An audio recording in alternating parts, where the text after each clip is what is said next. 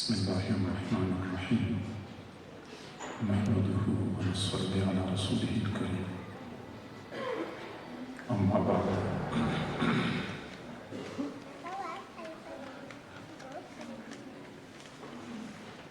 صحیح بخاری شریف کے آخری باب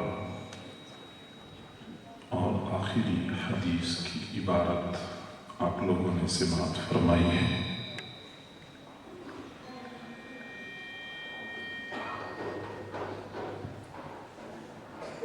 یہ امت باقی امتوں سے جن بنیادی صفات میں ممتاز ہے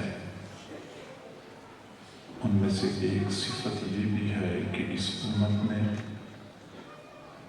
اپنے پیغمبر صلی اللہ علیہ وسلم کی تعلیمات کو جس طرح خوبصورتی کے ساتھ محفوظ فرمایا ہے، کسی اور امت نے اپنی نبی کی تعلیمات کو ایسا محفوظ نہیں کیا ہے۔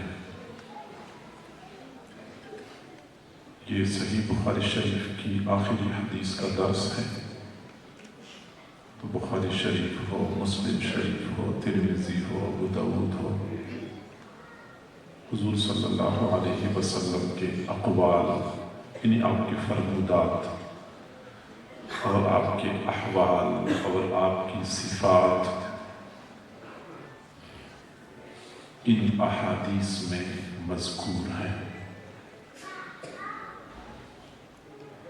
حضرت عیسیٰ علیہ السلام کے ساتھ محبت کا دعویٰ کرنے والی عیسائیوں کی کمی دنیا میں نہیں ہے، لیکن اگر آپ ان سے پوچھیں کہ حضرت عیسیٰ علیہ السلام کی تعلیمات میں سے تمہارے پاس کیا ہے، ان کے پاس صرف انجیل ہے، اور انجیل میں بھی تحریف در تحریف ہو چکی ہے۔ یہودیوں سے آپ پوچھیں کہ تم لوگ حضرت موسیٰ علیہ السلام سے بڑی محبت کرتے ہو اور سب سے افضل قرار دیتے ہو، تم لوگوں نے حضرت موسیٰ علیہ السلام کی تعلیمات میں سے کیا کچھ محفوظ کر رکھا ہے؟ ان کے پاس صرف تورات ہے، اور ان کی بدقسمتی یہ ہے کہ تورات ان کے پاس اصل لغت میں موجود ہی نہیں ہے، صرف ترجمے موجود ہیں، اصل تورات ہی ان کے پاس نہیں ہے۔ اس امت نے حضور صلی اللہ علیہ وسلم کی تمام تر تعلیمات کو محفوظ کر لیا۔ آپ نے جو کچھ اپنی زبان سے ارشاد فرمایا، صحابہ نے اس کو یاد کر لیا۔ آپ نے جو اعمال افعال سر انجام دیے، صحابہ نے ان کو بھی یاد کر لیا۔ آپ صلی اللہ علیہ وسلم کے حالات اور آپ کے اوصاف بھی حضرات صحابہ کرام نے محفوظ کر لیے۔ میں کہتا ہوں کہ صحابہ کرام حضور کے شاگرد تھے اور انہوں نے شاگردی کا حق ادا کر دیا۔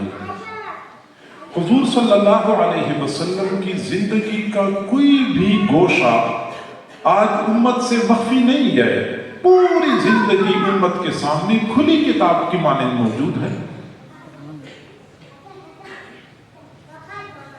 آپ کے دن کے اعمال کیسے ہوتے تھے اور رات کے اعمال کیسے ہوتے تھے، آپ کی وضاقتہ کیسی تھی، آپ کے اخلاقیات اور معاملات اور نشست و برخاست اور آپ کی عبادات اور آپ کا لباس، آپ کے انداز و اطوار، آپ کی شاد غمی، آپ کے فرمودات، آپ کے افعال، احوال، اوصاف، سب کچھ حضرات صحابہ کرام نے محفوظ کر لیا تھا۔ حضرت عبداللہ بن عباس رضی اللہ تعالیٰ عنہ بالکل نوعمر لڑکے تھے، 10-11 سال ان کی عمر تھی۔ وہ فرماتے ہیں کہ میری یہ خواہش تھی کہ مجھے پتہ چلے کہ حضور صلی اللہ علیہ وسلم رات کے وقت کیسی عبادت کرتے ہیں، آپ کے رات کے وقت کے اعمال کیا ہیں۔ اب ظاہری بات ہے کہ دن کے وقت کے اعمال تو حضرات صحابہ کرام کے سامنے ہوتے تھے، لیکن رات کے اعمال کیسے معلوم کریں؟ اب اندازہ لگائیں 11 سال کا بچہ یا 12 سال کا بچہ، اور ان کو اس بات کی فکر ہے کہ حضور صلی اللہ علیہ وسلم کے رات کے اعمال اور معمولات امت سے مخفی نہ رہیں۔ فرماتے ہیں میں سوچ رہا تھا کہ کیا طریقہ اختیار کروں، फिर मुझे ख्याल आया कि मेरी खाला हज़रत मैमूना रज़ी अल्लाह ताला अन्हा, जो कि हुज़ूर सल्लल्लाहु अलैहि वसल्लम की ज़ौजा हैं, हुज़ूर सल्लल्लाहु अलैहि वसल्लम की जिस रात की बारी हज़रत मैमूना के पास होगी, उस दिन मैं भी अपने खाला के यहाँ मेहमान बनूंगा ताकि मैं रात के अमाल मालूम कर सकूं। तो मैं उसी रात हज़रत मैमूना का मेहमान बना। तो हुज़ूर सल्लल्लाहु अलैहि वसल्लम तशरीफ़ लाए, इशा की नमाज़ पढ़ के अपने घर में, फिर 2 रकात सुन्नत पढ़ ली, इशा की 2 रकात नफल नमाज पढ़ी। फ़तहद्दस मअ अहलिही साअतन, आपने अपने घर वालों के साथ थोड़ी सी गुफ्तगू फरमाई, फिर आप सो गए। फिर आप रात के आखिरी पहर उठे, फिर आपने फलां आयात पढ़ ली, ऐसी आपने मसनून दुआ पढ़ ली, फिर आपने ऐसी अपनी आंखों को मल लिया ताकि आंखों से नींद को हटा ले। फिर आप मशकीज़ी की तरफ खड़े हो गए, आपने मशकीज़ी से पानी डाला बर्तन में, फिर आपने वुज़ू फरमाया, फिर आप तहज्जुद की नमाज के लिए खड़े हो गए। फिर मैं भी साथ पीछे खड़ा हो गया, मैंने भी फिर वुज़ू कर लिया, फिर मैं भी हुज़ूर के बाएं जानिब खड़ा हो गया, आपने मुझे पकड़ लिया और मुझे अपने दाएं जानिब कर लिया। ये हुज़ूर सल्लल्लाहु अलैहि वसल्लम के वो रात के अमाल हज़रत अब्दुल्ला बिन अब्बास जो नौउमर लड़के थे, उन्होंने कैसे उनको महफूज कर लिया और कैसे उम्मत तक पहुंचाया। सहाबा किराम ने हुज़ूर सल्लल्लाहु अलैहि वसल्लम के साथ मोहब्बत का हक अदा कर दिया। और सिर्फ ये नहीं कि उन्होंने हुज़ूर की हयात मुबारका में ये मेहनत की, बल्कि जब हुज़ूर दुनिया से तशरीफ ले गए, फिर भी सहाबा किराम को पता चलता था कि फलां जगह पे एक सहाबी हैं, उनके पास एक हदीस मौजूद है, तो वहां पे जाते थे, सफर की मुशक्क़तें बर्दाश्त करते थे, वो हदीस लिया करते थे। हज़रत अबू अय्यूब अंसारी रज़ी अल्लाह ताला अन्हु मदीना मुनव्वरा में थे। शाम में एक सहाबी के पास एक हदीस थी। आप अंदाजा लगा सकते हैं कि मदीना मुनव्वरा से शाम तक 1 महीने का सफर है, और 1 महीने का सफर करके वहां सहाबी से वो हदीस ले ली और फिर वापस मदीना मुनव्वरा तशरीफ ले आए। आज तो हमारे पास अहादीस के ज़ख़ीरे मौजूद हैं, अल्हम्दुलिल्लाह। उन्हीं हज़रात की मेहनतों का नतीजा है। फिर ताबीईन ने इस सिलसिले को आगे बढ़ाया, फिर तबा ताबीईन ने इस सिलसिले को और ज़्यादा आगे बढ़ाया। उम्मत के उलमा, उम्मत के मुहद्दिसीन का उम्मत पर एहसान है, जिन्होंने एक एक हदीस की खातिर नाकाबिल यकीन हद तक मुशक्क़तें बर्दाश्त कर ले, हुज़ूर सल्लल्लाहु अलैहि वसल्लम की तालीमात को महफूज किया। न सिर्फ ये कि महफूज किया, बल्कि उम्मत तक, अगली नस्लों तक पहुंचाने का हक भी अदा कर दिया। मुहद्दिसीन की दुनिया में एक मुहद्दिस हैं बक़ीउद्दीन इब्न मुखल्लद रहमहुल्लाह ताला, ये उंदुलुस के थे। वो उंदुलुस से बगदाद तशरीफ लाए इमाम अहमद बिन हम्बल रहमतुल्लाह अलैह के पास पढ़ने के लिए, और फिर वो अपना सफरनामा बयान करते हैं कि मैंने क्या मुशक्क़तें और क्या सऊबतें बर्दाश्त की हैं। सिर्फ इसलिए बताना चाहता हूँ कि हमारे बहुत सारे अजीज हमवतन भाई समझते हैं कि शायद ये उलमा कोई काम नहीं करते, शायद ये मुआशरे पर वैसे ही बोझ बने हुए हैं और खाना पीना ही इनका मशगला है और कोई काम नहीं करते।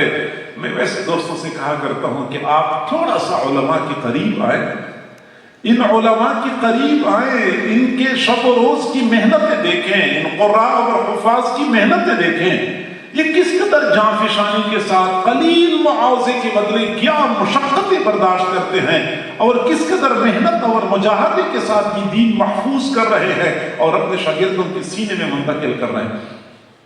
कभी करीब आए तो सही ना, दूर बैठ के सिर्फ ये कहते रहना कि मदारिस मुआशरे पर बोझ हैं, उलमा भी काम ही नहीं कर रहे, उलमा को तो कोई ताउन ही नहीं करना चाहिए, कोई फायदा ही नहीं है। वो बक़ीउद्दीन इब्न मुखल्लद रहमहुल्लाह फरमाते हैं कि मैं उंदुलुस में था, हम इमाम अहमद बिन हम्बल के तज़किरे सुना करते थे, तो मैंने सोचा कि कभी मुझे भी मौका मिले तो मैं भी वहाँ पढ़ने के लिए चला जाऊँ। चुनांचे अल्लाह ताला ने मौका इनायत फरमाया, माल पैसा असबाब मिल गए, तो मैंने एक ऊँट खरीदा और सफ़र का सामान तैयार कर लिया। ऊँट पे सवार हुआ और ऊँट की पुश्त पे 1 महीना मुसलसल सफ़र करता रहा।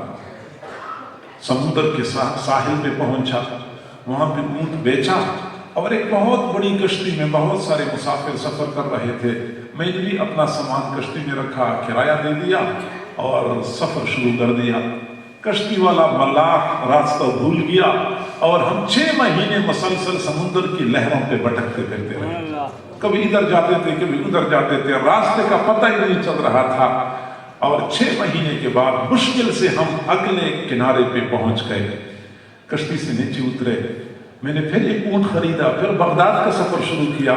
پھر 1 مہینہ اونٹ کے پشت پہ سفر کرنے کے بعد جب میں بغداد شہر کے قریب پہنچا تو گرمیوں کا موسم تھا، دوپہر کا وقت تھا.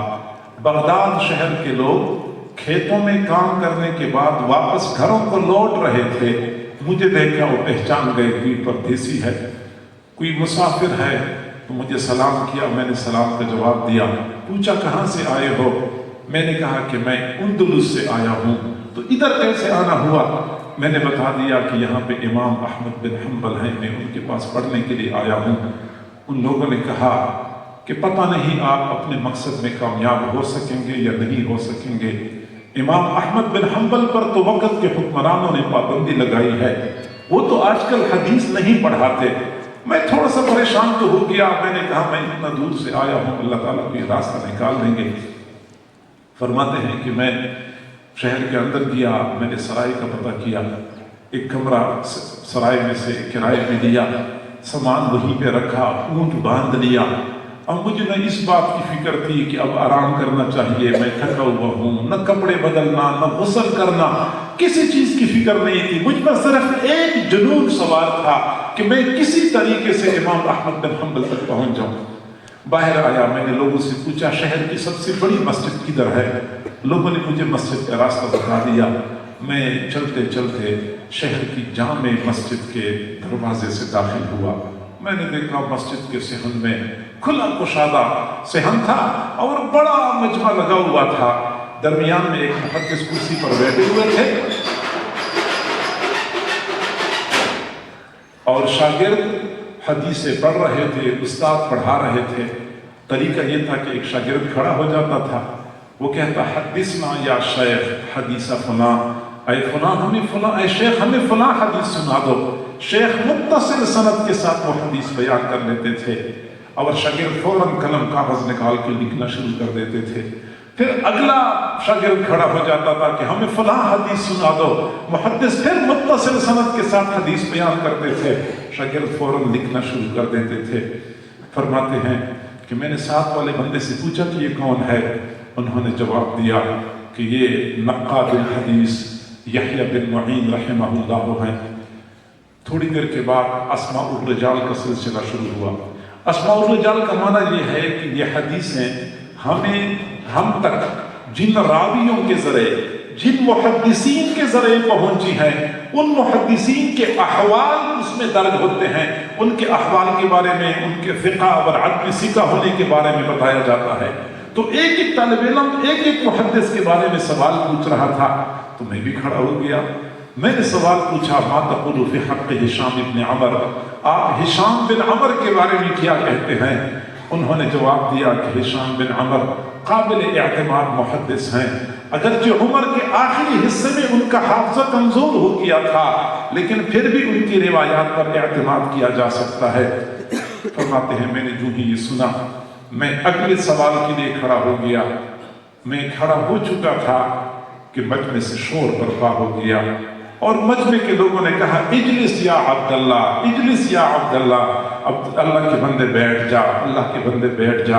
اس پوری مجلس میں بندہ صرف ایک سوال پوچھ سکتا ہے، 2 سوال پوچھنے کی اجازت کسی کو نہیں ہے. بہت سارے لوگوں نے سوالات پوچھنے ہوتے ہیں. فرماتے ہیں میں نے بہت منت سماجت کی کہ اللہ کے بندوں میں بہت دور سے آیا ہوں، مجھے صرف ایک سوال اور پوچھنے دو. کافی دیر منت سماجت کے بعد مجمع کا شور تھم گیا. پھر میں نے اگلا سوال پوچھا ما تقول فی حق احمد بن حنبل، آپ امام احمد بن حنبل کے بارے میں کیا کہتے ہیں؟ فرماتے ہیں میں نے یہ کہا تو یحییٰ بن معین رحمہ اللہ کا سر نیچے کو جھک گیا. کافی دیر تک نیچے کو دیکھتے رہے، پھر سر اوپر اٹھایا. میں نے دور سے دیکھا کہ ان کی آنکھوں سے موٹے موٹے آنسو گر رہے تھے. اور فرما رہے تھے میں امام احمد بن حنبل کے بارے میں کیا کہہ سکتا ہوں، وہ تو محدثین کے امام ہیں، وہ تو علماء کے اور محدثین کے استاد ہیں، میرے پاس الفاظ نہیں ہے کہ میں ان کو خراج تحسین پیش کر لوں۔ فرماتے ہیں انہوں نے اس انداز سے تذکرہ کیا، میں تڑپ اٹھا، میں بے چین ہو گیا۔ میں نے اگلا سوال پوچھا کہ میں تو امام احمد بن حنبل سے پڑھنے کے لیے آیا ہوں۔ فرمایا آپ ان سے نہیں پڑھ سکتے کیونکہ وقت کے حکمران نے ان پر پابندی لگائی ہے، اب وہ آج کل حدیث نہیں پڑھا رہے۔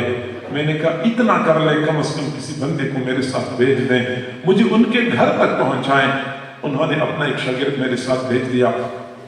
فرماتے ہیں شاگرد نے مجھے کہا کہ ان کے دروازے پہ جانا خطرے سے خالی نہیں ہے، ہر وقت حکومت کی نظر ہوتی ہے کون آ رہا ہے کون جا رہا ہے، میں آپ کو دور سے ان کے گھر کا دروازہ دکھا دوں گا، پھر آپ خود چلے جائیں۔ فرماتے ہیں مجھے مختلف گلیوں میں گھماتے پھراتے امام احمد بن حنبل کی گلی میں پہنچا دیا، دور سے مجھے بتا دیا کہ وہ رنگ کا دروازہ فلاں رنگ کا دروازہ یہ امام احمد بن حنبل کا ہے۔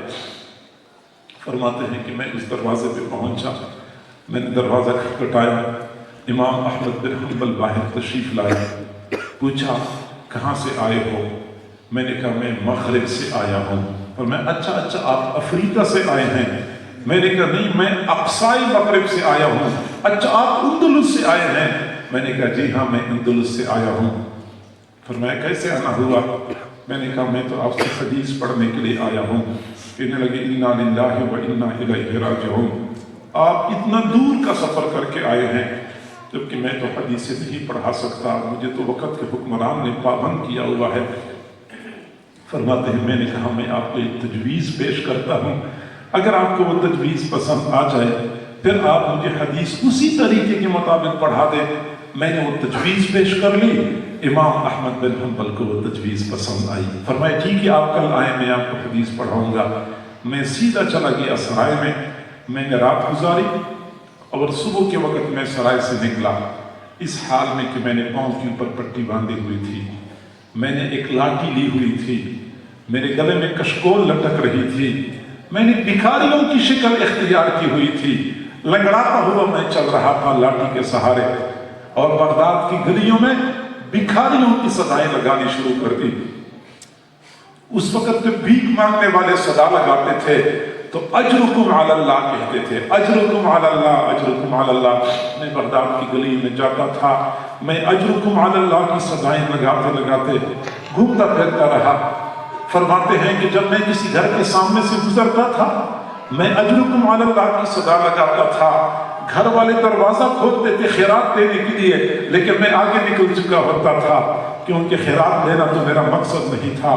ایسی ہی بھکاریوں کی صدائیں لگاتے لگاتے میں امام احمد بن حنبل کے گھر کے قریب پہنچا۔ میں نے اونچی آواز سے صدا لگائی اجرکم علی اللہ۔ جب میں نے صدا لگائی میں ان کے دروازے پہ پہنچا، امام احمد بن حنبل رحمۃ اللہ علیہ گھر سے باہر نکلے، ہاتھ ایسے پکڑے ہوئے تھے جیسے مجھے کچھ دے رہے ہوں۔ میں نے کشکول آگے کر دی جیسے میں کچھ لے رہا ہوں، لینا دینا کچھ بھی نہیں تھا۔ وہیں پہ کھڑے کھڑے امام احمد بن حنبل نے مجھے ایک حدیث سنا دی، میں نے وہ حدیث یاد کر لی جیسے کہ مجھے پوری دنیا کا سرمایہ مل گیا۔ میں سیدھا واپس سرائے چلا گیا، میں نے وہیں پہ رات گزاری۔ اگلے دن پھر اسی طرح بھکاریوں کا روپ دھار کے اجرکم علی اللہ کی صدائیں لگاتے لگاتے امام احمد بن حنبل کے دروازے پہ پہنچا۔ انہوں نے گھر سے باہر نکل کے ہاتھ ایسے پکڑے ہوئے تھے جیسے مجھے کچھ دے رہے ہوں۔ میں نے کشکول آگے کر دی جیسے میں کچھ لے رہا ہوں، لینا دینا کچھ بھی نہیں ہوتا تھا، بس صرف ایک حدیث انہوں نے مجھے یاد کرا دی، میں نے وہ حدیث یاد کر لی۔ اس طریقے سے ایک مہینہ نہیں، 2 مہینے نہیں، کئی سال مسلسل میں بغداد کی گلیوں میں بھکاریوں کی صدائیں لگاتے لگاتے روزانہ ایک حدیث پڑھا کرتا تھا۔ اور اس طریقے سے میں نے کئی سال ان سے حدیثیں پڑھی۔ وہ حکمران مر گیا، بعد میں اگلا حکمران آیا، وہ اچھا آدمی تھا، اس میں امام احمد بن حنبل سے پابندی ہٹائی۔ امام احمد بن حنبل رحمۃ اللہ علیہ نے جب حدیث کا درس کھلے عام دینا شروع کر دیا، پھر اتنا بڑا مجمع ہوتا تھا، कभी कभार मुझे देर हो जाती थी, मजमे में बैठने की जगह नहीं होती थी। मैं जब देर से पहुंचता था, इमाम अहमद बिन हम्बल शागिर्दों को फरमाया करते थे कि भाई रास्ता दे दो, रास्ता दे दो। असल तालिब इल्म तो अब आ चुका है, फिर मुझे अपने सामने बिठा के हदीस का दर्स दिया करते थे। इस अंदाज से उन हजरात ने मुजाहिदे कर करके हम तक ये इल्म पहुंचाया है। एक तो मैं अहले इल्म हजरात से गुजारिश करूंगा कि हमारे अकाबिर ने ये अमानत हम तक पहुंचाई है, इस तरह आसानी से नहीं पहुंचाई है, और जिन मशक्क़तों के साथ उन्होंने हम तक पहुंचाई है, उन्हीं मशक्क़तों के साथ हमने इसकी हिफाजत करनी है और अगली नस्ल तक पहुंचानी है, ताकि क़यामत के दिन हम उन अकाबिर के सामने सुरखरू साबित हो जाए।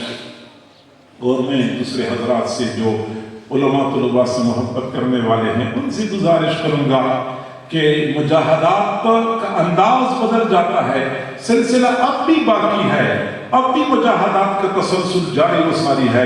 मैं आपसे गुजारिश करूंगा, उलमा पे तनकीद करना तो आसान होता है, उलमा की मुतचीनियाँ करना तो आसान होता है, लेकिन उलमा की मेहनतों को मुस्बत अंदाज से देखना और उनकी हौसला अफजाई करना हमारे लिए मुश्किल हो जाता है।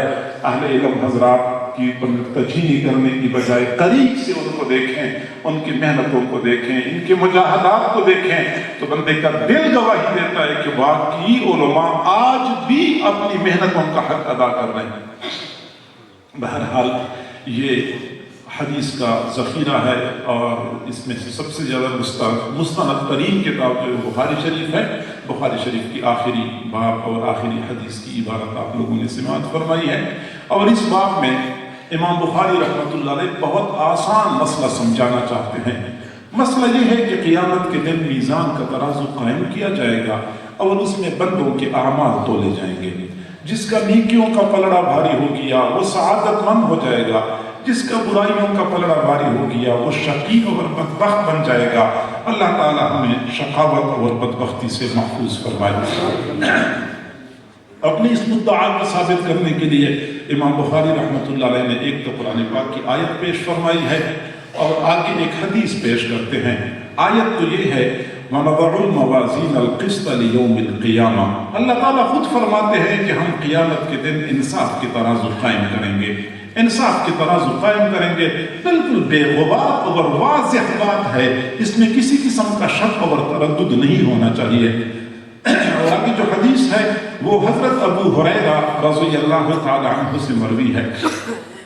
हजरत अबू हुरैरा रज़ियल्लाहु ताला अन्हु हुजूर सल्लल्लाहु अलैहि वसल्लम के सहाबा में से मुमताज और मुनफरिद मकाम रखते हैं, और उनका इम्तियाजी वसफ और कमाल ये है कि उनको हुजूर सल्लल्लाहु अलैहि वसल्लम की सोहबत में बहुत कम वक्त गुजारने को मिला, यानी सिर्फ 4 साल, और 4 साल की कलील मुद्दत में उन्होंने सहाबा किराम में से सबसे ज्यादा हदीसें महफूज कर ली और उम्मत तक पहुंचाई।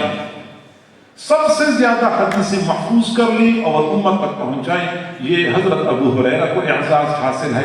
सवाल ये पैदा होता है कि हजरत अबू हुरैरा ने मुख्तसर वक्त में इतनी हदीसों को कैसे महफूज कर लिया और उम्मत तक कैसे पहुंचाया। तो समझ लें कि इसके बारे में इमाम बुखारी रहमतुल्लाह अलैह ने खुद एक हदीस नकल फरमाई है, और वो हजरत अबू हुरैरा की हदीस है कि हजरत अबू हुरैरा का हाफजा इतना मजबूत क्यों था, वो कभी हदीस भूलते नहीं थे, और इतनी हदीसें कैसे महफूज कर ली। तो बुखारी शरीफ में किताबुल इल्म में इमाम बुखारी ने एक बाब कायम किया है, बाब हिफ्ज़िल इल्म। इल्म को याद करने के बारे में बाब है, यानी इल्म को याद करना चाहिए। इमाम बुखारी ने ये बात समझाई है कि इल्म को याद करना चाहिए। अब याद करने के लिए उन्होंने हजरत अबू हुरैरा की हदीस पेश की है कि इल्म किस तरह याद होगा। भाई हजरत अबू हुरैरा की हदीस पढ़ लो, किस तरह याद होगा। अब हजरत अबू हुरैरा की हदीस कौन सी है? हजरत अबू हुरैरा रज़ियल्लाहु ताला अन्हु फरमाते हैं कि मैंने हुजूर सल्लल्लाहु अलैहि वसल्लम से अर्ज किया, इन्नी अहफ़िज़ु हदीसन कसीरन अंसाहु। मैं बहुत सारी हदीसें याद कर लेता हूँ फिर भूल जाता हूँ। حدیثیں یاد کر لیتا ہوں پھر بھول جاتا ہوں۔ تو حضور صلی اللہ علیہ وسلم نے فرمایا ابسط رداءک، اپنی چادر بچھا دو۔ میں نے چادر بچھائی، فغرف بیدیہ ثلاثہ، حضور نے اپنے ہاتھوں سے 3 لپے ڈال دی، خالی ہاتھوں سے 3 لپے میری چادر میں ڈال دی۔ پھر فرمایا کہ ہمہ، اس چادر کو سینے سے لگا دو۔ فضممتہ الی صدری، میں نے وہ چادر سینے سے لگائی۔ فما نسیت بعد ابدا، پھر اس کے بعد میں کبھی بھی کوئی حدیث نہیں بھولا۔ یہ وہ حدیث ہے جو حضرت ابو ہریرہ رضی اللہ تعالیٰ عنہ کے علم کے یاد کرنے کا باعث بتاتی ہے کہ آخر ان کا اتنا مضبوط حافظہ کیوں تھا۔ حضور صلی اللہ علیہ وسلم نے کوئی خاص چیز ان کو عنایت فرمائی تھی۔ کیسے عنایت فرمائی تھی؟ فرمایا چادر بچھا دو اور خالی ہاتھوں سے 3 لپے ڈال دی۔ سوال یہ پیدا ہوتا ہے کہ خالی ہاتھوں سے 3 لپے کس چیز کی ڈالی اور اس چادر کو سینے سے لگانے سے اتنی تبدیلی کیوں آ گئی؟ تو جواب یہ ہے کہ حضور صلی اللہ علیہ وسلم جہاں الفاظ سے صحابہ کرام کے دلوں میں انقلاب برپا کرتے تھے، وہاں آپ علیہ السلام کے پاس ایک باطنی فیض تھا، ایک نور تھا جو اللہ نے آپ کو عطا کیا تھا، اور وہ نور صحابہ کرام کی سینوں میں منتقل کرتے تھے، یوں ان کی زندگیوں میں، ان کے دلوں میں تبدیلی آ جائے کرتی تھی۔ یہ جو باطنی فیض ہے، اس کو نور بھی کہتے ہیں، اس کو ہم باطنی فیض بھی کہتے ہیں۔ حضور صلی اللہ علیہ وسلم سے صحابہ کرام نے اخذ کیا، صحابہ سے تابعین نے اخذ کیا، تابعین سے تبع تابعین نے اخذ کیا۔ آج بھی امت میں مشائخ صوفیاء کے ہاں یہ سلسلہ رائج ہے، جاری و ساری ہے کہ وہ اپنی سینے کا فیض دوسروں کی سینوں میں منتقل کرتے ہیں اور ان کے سینوں میں انقلاب برپا کرتے ہیں۔ لیکن اس کے انتقال کے لیے کبھی کپڑے کا وسیلہ اور واسطہ استعمال کیا جاتا ہے، کبھی ہاتھ کے ذریعے وہ منتقل ہوتا ہے، کبھی نگاہوں کے ذریعے منتقل ہوتا ہے۔ احادیث میں سب کے اشارات موجود ہیں کہ یہ کپڑے کے ذریعے منتقل ہو گیا۔ حضور نے ایسی 3 لپے ڈال دی، فرمایا اس کو سینے سے لگا دو، بس سینے سے لگا دی چادر، تو پھر کبھی نہیں بھولے۔ حضرت مولانا عارض محمد صاحب رحمہ اللہ تعالی بلوچستان کے بڑے مشہور عالم ہیں، یہ حافظ حسین احمد صاحب کے والد صاحب تھے۔ وہ فرمایا کرتے تھے کہ میں جس وقت دارالعلوم دیوبند میں پڑھتا تھا، مولانا نعیم صاحب فرما رہے تھے کہ ہماری اس دفعہ کوشش تھی کہ ذرا زیادہ وقت مل جائے، مجھے تو اور دوبارہ وقت گزرتا ہوا نظر آ رہا ہے۔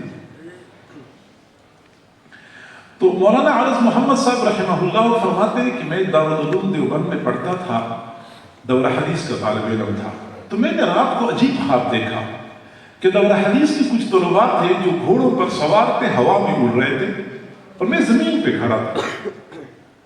تو میں سوچنے لگا یا اللہ، اگر یہ دورہ حدیث کے طلباء ہیں تو میں بھی دورہ حدیث کا طالب علم ہوں، اگر یہ حضرت مدنی کے شاگرد ہیں تو میں بھی تو حضرت مدنی کا شاگرد ہوں۔ یہ گھوڑوں پہ سوار ہوا میں اڑ رہے ہیں اور میں زمین پہ کھڑا ہوں، یہ کیا بات ہے؟ میں یہ بات سوچ رہا تھا کہ ایک غیبی آواز سنی کہ یہ شاگردی کی وجہ سے نہیں ہے، یہ شاگردی کی وجہ سے نہیں ہے۔ پھر میری آنکھ کھلی، پھر میں سوچنے لگا یا اللہ، شاگردی کی وجہ سے نہیں، یہ تو کون سی وجہ ہے کہ وہ لوگ ہوا میں اڑ رہے تھے اور میں زمین پہ کھڑا تھا؟ کافی سوچنے کے بعد مجھے پھر خیال آیا کہ جن طلباء کو میں نے گھوڑوں پہ سوار ہوا میں اڑتے ہوئے دیکھا تھا، یہ وہ طالب علم ہیں جو ایک طرف حضرت مدنی سے حدیث پڑھ رہے ہیں، دوسری طرف حضرت مدنی رحمت اللہ علیہ سے باقاعدہ بیعت کر کے تصوف اور سلوک کے مراحل بھی طے کر رہے ہیں۔ تو مجھے پھر شوق لاحق ہوا کہ میں بھی بیعت کر لیتا ہوں۔ فرماتے ہیں کہ اگلے دن جب استاد درسگاہ میں تشریف لائے تو میں نے عرض کیا کہ استاد جی میں نے آپ سے بیعت کرنی ہے۔ فرمایا بیٹا ابھی نہیں، آج عصر کے وقت میرے کمرے میں آ جائیں، اور لوگ آئے ہوتے ہیں تو سب کو میں بیعت کرتا ہوں، آپ کو بھی بیعت کر لوں گا۔ فرماتے ہیں کہ میں نے کہا بہت اچھی بات ہے۔ اب جب عصر کے بعد میں حضرت مدنی رحمت اللہ علیہ کے کمرے میں حاضر ہوا تو دیکھا کمرہ مکمل مہمانوں سے بھرا ہوا تھا، کوئی جگہ ہی نہیں تھی۔ مجھے کمرے کے ایک کونے میں جگہ مل گئی، میں ویسے خاموش بیٹھ گیا۔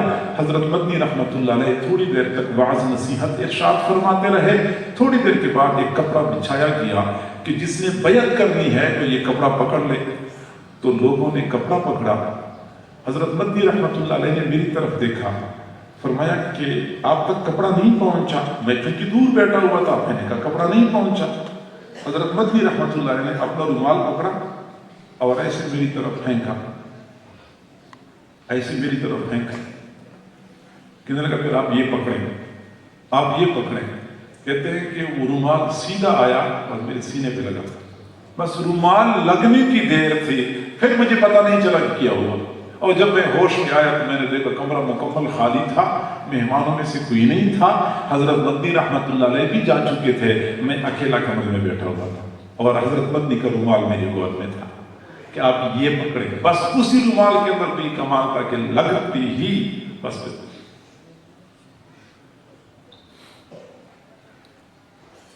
मुझे एक बंदे ने बात बताई, बज़ाहिर वो बंदा तसव्वुफ और सुलूक से कोई मुनासबत नहीं रखता और अब भी नहीं रखता।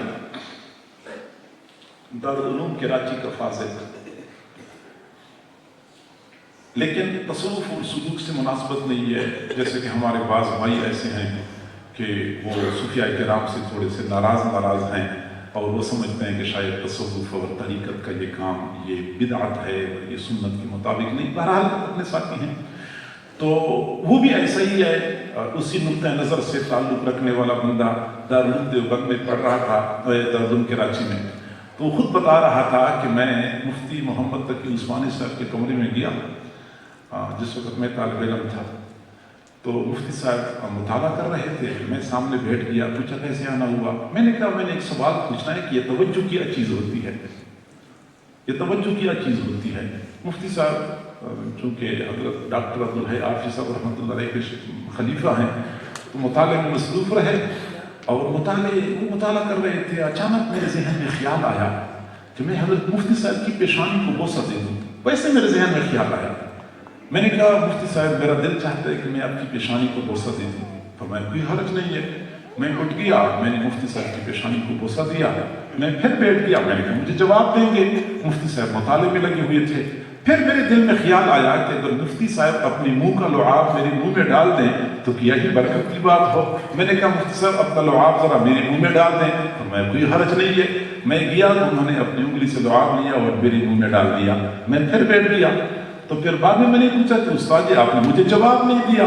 पर मैं जवाब मैंने दिया तो है आपको, जवाब मैंने आपको दिया तो है, आपको समझ क्यों नहीं आ रही? तो मेरे भाई और ये वो नूर होता है, ये वो बातनी फैज़ होता है जो मुंतकिल होता है और लोगों के सीनों में इनक़िलाब बर्पा करता है।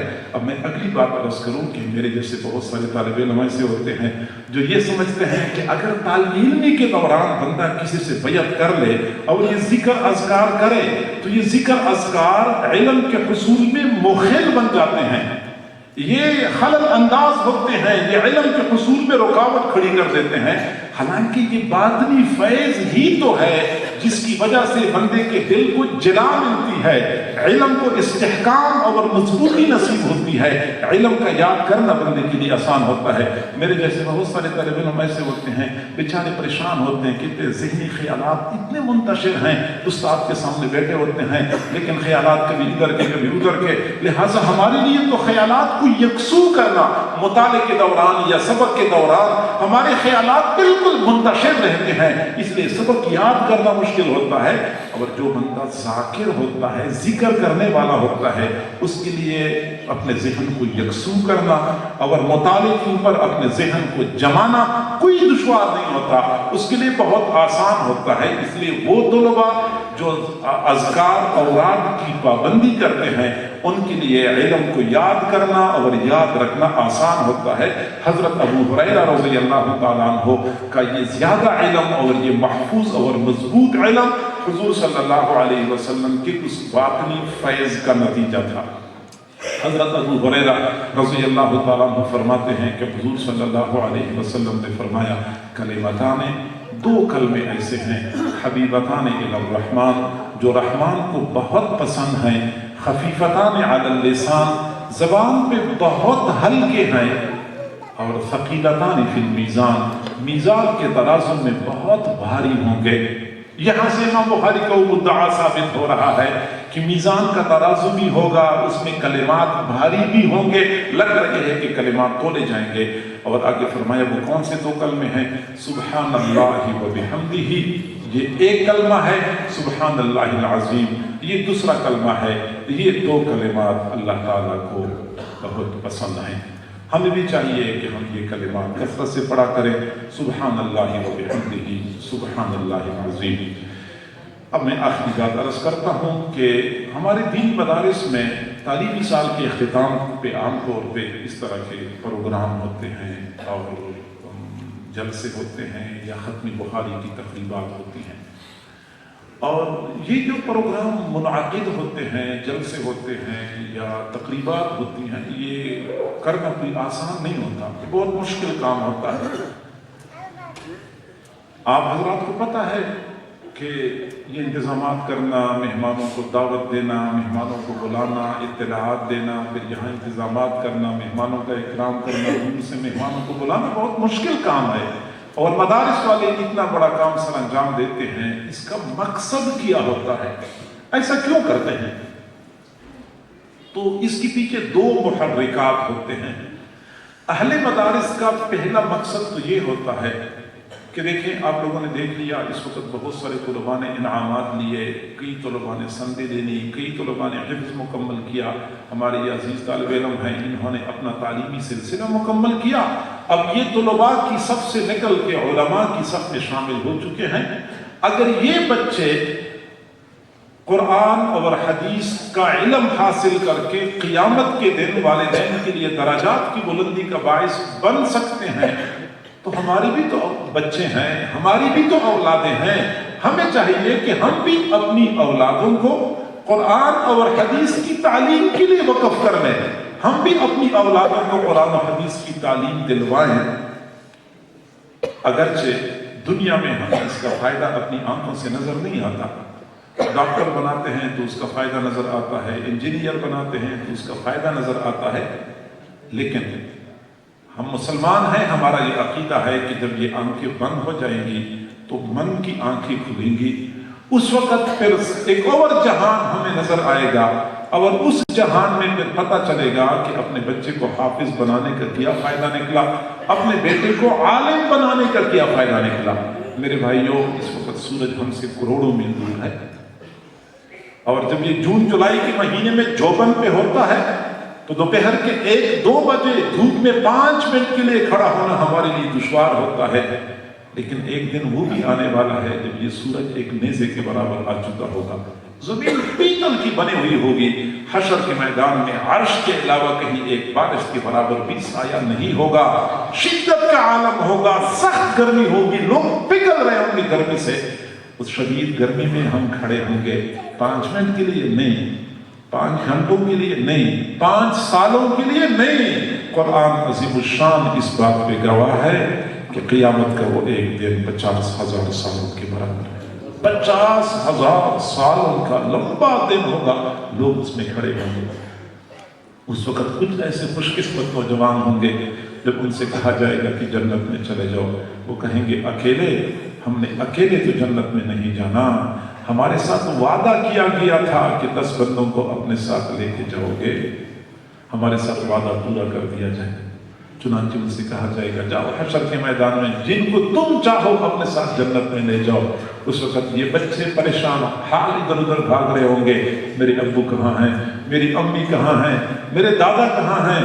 پھر اس وقت جب کسی کا بیٹا آئے گا اور اپنے والد کو ہاتھ سے پکڑ کے اپنے ساتھ اس شدت کے ماحول سے نکال کے جنت میں نہر کے کنارے عالیشان محل کے ٹھنڈے سائے میں لے جائے گا، اس دن پتہ چلے گا کہ اپنے بیٹے کو حافظ بنانے کا کیا فائدہ نکلا، اپنے بیٹے کو عالم بنانے کا کیا فائدہ نکلا۔ میرے بھائیو، تھوڑی دیر کے لیے تصور کریں، بندہ ایک مرتبہ اس منظر کو اپنی آنکھوں میں، اپنے دل و دماغ میں مستحضر کر لے کہ وہ شدت کا عالم ہے۔ میرا چھوٹا بچہ جس وقت حافظ ہے یا میرا حافظ بنانے کا ارادہ ہے، وہ جب اس طرح میرے پیچھے پیچھے بھاگ رہا ہوگا، میرے ابو کہاں ہیں، ابو ادھر آئیں، میرے ساتھ آ جائیں، ابا جان یہاں بہت سخت گرمی ہے، آپ میرے ساتھ آ جائیں، پھر مجھے محل میں ٹھنڈے سائے میں لے جائے۔ اس وقت پھر جنتی کہیں گے الحمدللہ الذی اذھب عنا الحزن، उस दिन पता चलेगा। और मेरे भाइयों, बहुत सारे बदकिस्मत ऐसे नौजवान होंगे जब उनसे कहा जाएगा कि तुम जहन्नम में चले जाओ, वो कहेंगे अकेले, हमने अकेले तो जहन्नम में नहीं जाना, हम तो तबाह हो चुके हैं, बर्बाद हो चुके हैं। लेकिन हमारी तबाही और बर्बादी भी किसी और का हाथ है। हमें तो नहीं पता था कि इधर जाना है या उधर जाना है। हमारे बड़ों ने हमें जिस रास्ते पे चलाया, हम उसी रास्ते पे चलते रहे। हमारे बड़ों ने हमें सीधे रास्ते से गुमराह कर दिया था।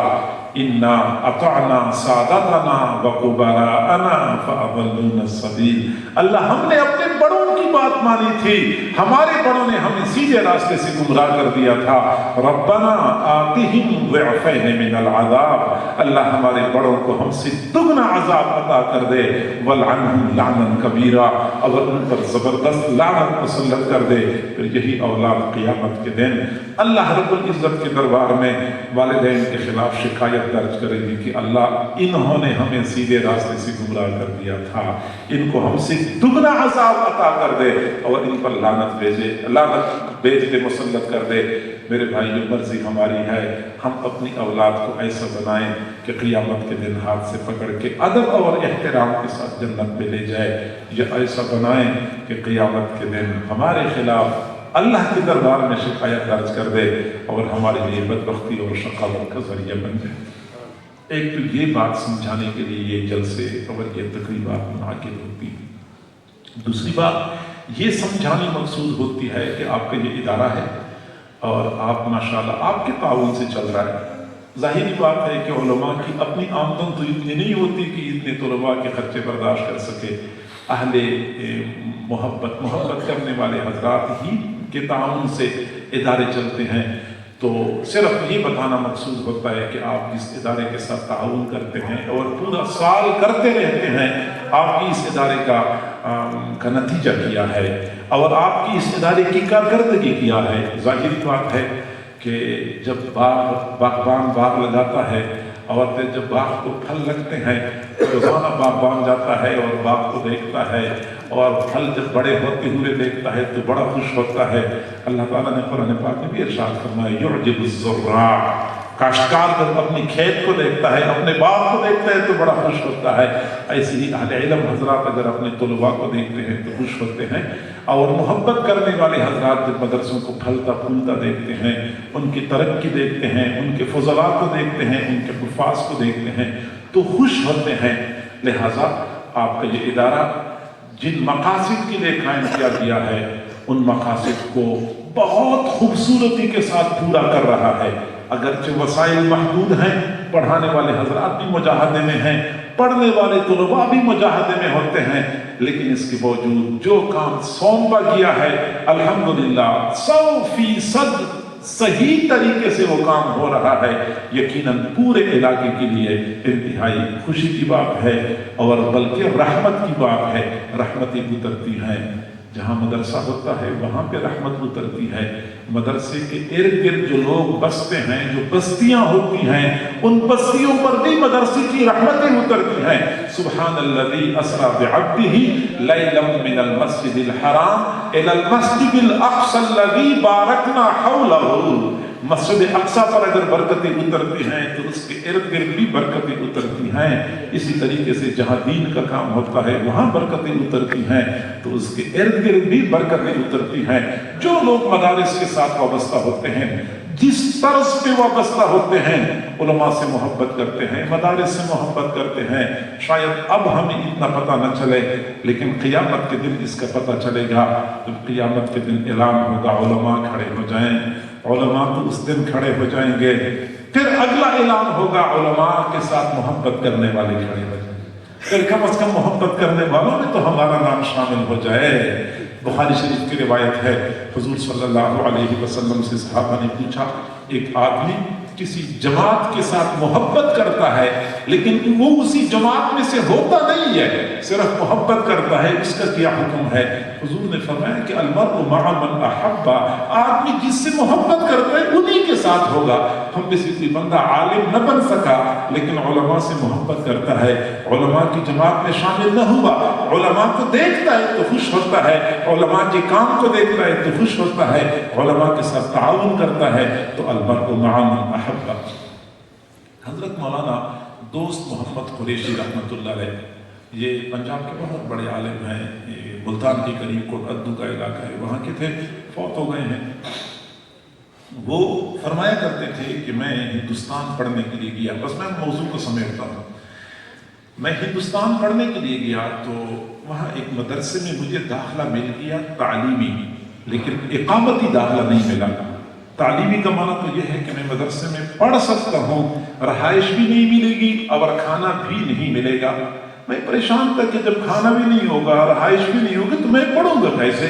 خیر رہائش کا مسئلہ تو میں نے حل کر لیا کہ مدرسے کے قریب ایک مسجد تھی، وہاں ایک مسجد کے خادم سے میں نے بات کر لی کہ میں نے کہا ٹھیک ہے آپ یہاں بستر لگائیں، میں وہاں مطمئن ہو گیا، رہائش تو مجھے مل گئی لیکن کھانے کا انتظام نہیں ہوا تھا، پریشان تھا، مسجد کے قریب راستے کے کنارے بیٹھا ہوا تھا، بڑا مغموم تھا۔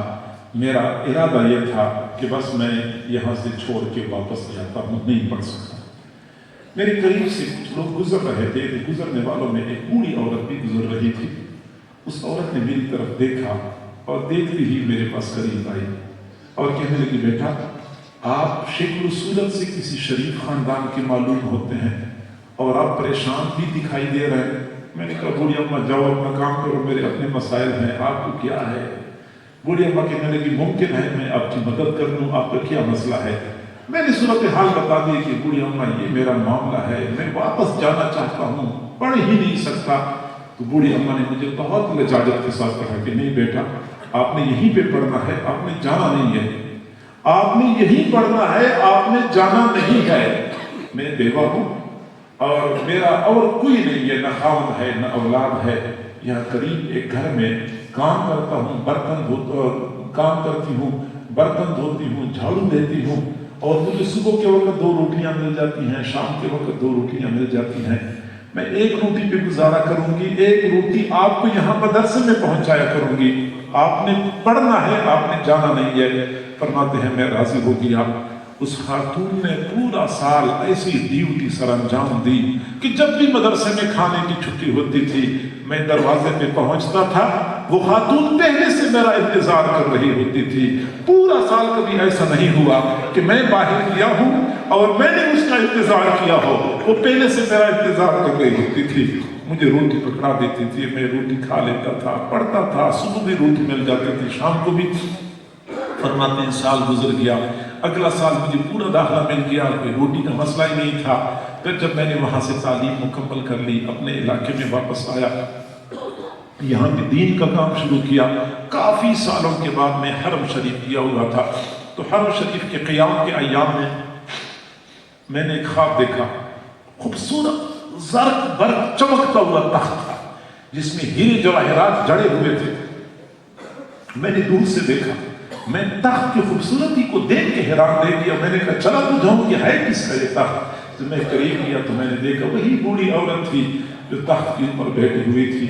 میں نے اس خاتون کو سلام کیا، اس خاتون نے اتنا زرق برق لباس پہنا ہوا تھا، سونے کے زیورات پہنے ہوئے تھے۔ میں نے سلام کیا، اس خاتون نے مجھے مسکراتے ہوئے سلام کا جواب دیا۔ میں نے پوچھا بوڑھی اماں یہ مقام کیسے مل گیا؟ تو بوڑھی اماں نے جواب دیا کہ بیٹا میں جو آپ کو 1 روٹی دیا کرتی تھی اس روٹی کا نتیجہ ہے اللہ نے مجھے یہ مقام دیا۔ پھر وہ کہنے لگی کہ جب مجھے اللہ کے حضور پیش کیا گیا حساب کتاب کے لیے تو اللہ نے فرمایا آپ لوگ اس کو لے کے آئے ہو میرے پاس، اس نے تو میرے ایک مہمان کی خدمت کی ہے، اس کا حساب لیتے ہوئے مجھے شرم آتی ہے، اس کو ویسے ہی اعلیٰ مرتبہ تک۔ یہ علماء طلباء یہ اللہ کے مہمان ہوتے ہیں، یہ رسول اللہ صلی اللہ علیہ وسلم کے مہمان ہوتے ہیں، لہٰذا ہمیں چاہیے کہ ہم جتنا ہم سے ہو سکے ہم اللہ کی دیے ہوئے مال میں سے مدارس کے ساتھ تعاون کیا کریں۔ सच्ची बात यह है, आजकल फितनों का ज़माना है, फितने इतने ज़ोरों पे हैं कि उम्मत के लिए और उम्मत की नौजवान नस्ल के लिए ईमान बचाना दुश्वार हो चुका है। सोशल मीडिया पे क्या कुछ हो रहा है, हमारी बेटियों का क्या हाल बना हुआ है। चंद दिन पहले क्या उन्होंने कहा है कि अल्लाह से भी आज़ादी और रसूल से भी आज़ादी।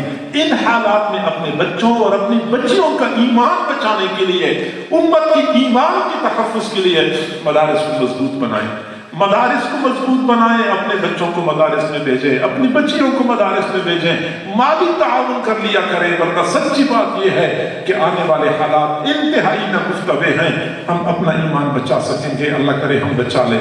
औलाद का ईमान भी बच जाएगा, लेकिन फिर औलाद की ईमान, औलाद की औलाद का ईमान फिर हम नहीं बचा सकेंगे। फितने इतने जोरों पे आ रहे हैं। अल्लाह ताला हम सबको समझने और अमल करने की तौफीक अता फरमाए। व आखिर दावाना अनिल हम्दुलिल्लाहि रब्बिल आलमीन।